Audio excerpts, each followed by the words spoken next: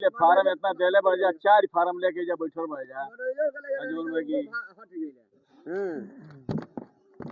बताओ सब जाति आगे बढ़ गई तोहनी के जौन भाई परेशान बढ़ जा।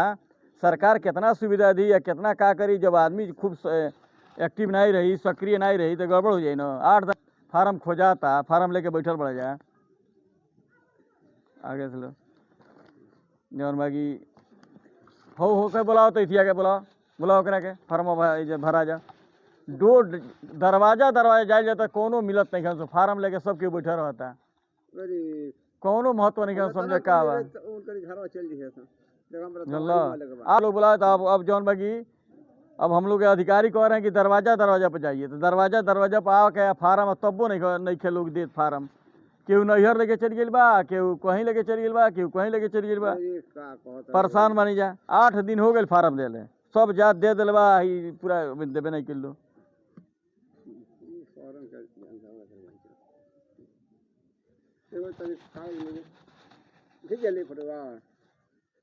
ठीक बाटे जौन बाकी ठीक बा।